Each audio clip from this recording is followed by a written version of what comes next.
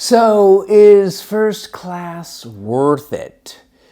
Yes. That's it. End of video. Going home. Well, all right, there's a little bit more. Is first class worth it? Well, it depends. That's it. End of video. Going home. Okay, well, what does it depend on? Let's see. Well, I think it depends on how much it means. I mean, there's a lot of ways to define it that way. Yeah, people can say, oh, it just depends. Well, yes. Okay, for me, it is worth it, but that whole it depends thing kind of matters on what you get for what you pay versus what you could get versus what you could pay. And again, that's sort of very complicated or weird, hard to explain. But I'm going to, because that's why I'm here. That's what I'm getting not paid for.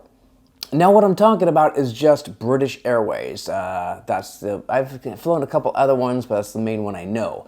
British Airways is sort of one of the only ways to get from the United States to London on the One World Alliance, or for me through Alaska Airlines. So I'm kind of limited by that. If I flew on other airlines or had another alliance, I could do it through that. But I'm limited to the Alaska One World Alliance, which gets me on either Alaska or British Airways, or maybe Finnair if you can make it work. Now for the BA flight, Seattle to London, there's only 8 first class seats, and they sell for like anywhere from, I don't know, $5,000 to $15,000, just depending. It's like, but whoever pays cash for it, some people maybe, but not me. I use the miles. So normally if you use miles, you get the flight for free, plus a little bit of a surcharge. Well, the problem is British Airways goes to town on that surcharge. What other one's doing like $25, $50, British Airways does $800, $1,200. It's like, I'm paying the miles. So it would be not a problem if there weren't that surcharge, but there is. So you kind of have to think, well, if I were on another airline, I'd be paying the same amount of miles, which I kind of almost say for free, because I kind of get them for free when I fly. But I'm paying that extra money. So is it worth the extra $800? Now, if I were taking just a flight, even economy, or definitely premium economy, it would certainly cost me $800 or more. But I'm using the miles, so I'm supposed to be getting it for free. Now, as far as what you get, well, if you're first class on these flights, there's about 8 of us in the first class cabin. There's probably about 50 to 100 in the, they really go to town on the business class, and then premium economy, and then economy.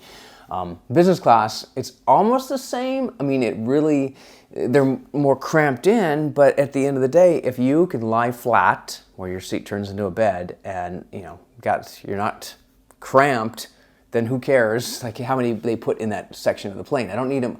If there's a wall, I don't care how much space. In first class, there's a pretty good amount of space between them. There's only 8 again, but it doesn't really matter that much because, it's like I just need the bed, really, and a little privacy. In fact, you get more privacy in business class because they've upgraded those.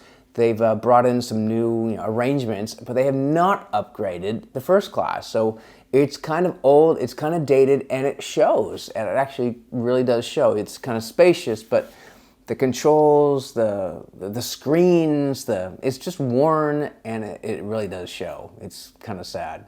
But I think what differentiates the first class is the service. I mean, there's, again, only 8 people, so they're basically a flight attendant for every 4 people. So you get a really good service. I mean, you feel like it's almost 1-to-1. More than you probably even need. They will constantly ask and help, and they'll set up your bed. They will do everything for you. So, and food, well, that's the other thing. The menu is huge, and you can eat as much as you want. Although they did run out of one item that I wanted, the chocolate mousse. Run out of that. But otherwise, it was still really more food than I could eat. More drinks. The wine's good. The wine's not even expensive wine, but they just picked the right ones. It's like usually $20 to $30 bottles, and it still tastes great. I've never been disappointed with the wine on these flights.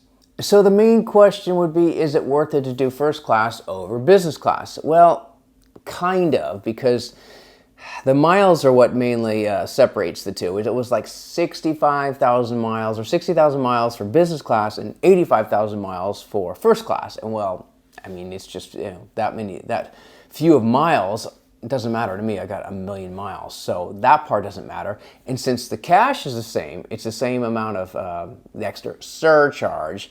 So that means, well, why don't I just pay the extra, use the extra miles and get the first class, which I do.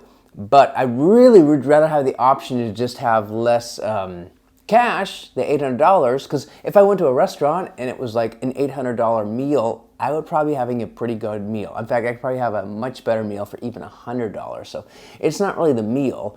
It's just, there's just no other way. So you kind of have to see, are there other flights I could take?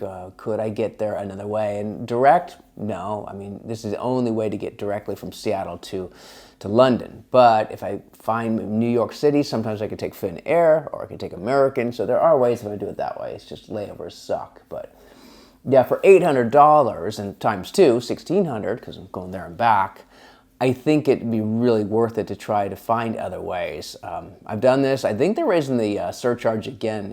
At least, I don't know if it's temporary, but I've seen it $1,200. I'm like, no, at this point, because you're not getting miles, frequent flyer miles too, so it's not good for future flights and not good for your MVP level. So anyway, yeah, I guess it depends. It's like sometimes it's the only way to go, but you really really look for other options, I guess is the takeaway. I've enjoyed it. I really like it. I guess I'd probably do it again, but I don't like spending that much cash when I'm already spending the miles. I guess that's the bottom line. It just sucks that we're stuck with that. But I don't know, unless someone else joins the One World Alliance like Delta or something, but they got their own alliance. So I can either get to Delta or stick with this, and I don't know. Delta also requires many more miles. All right, well, that's it. I've said my say.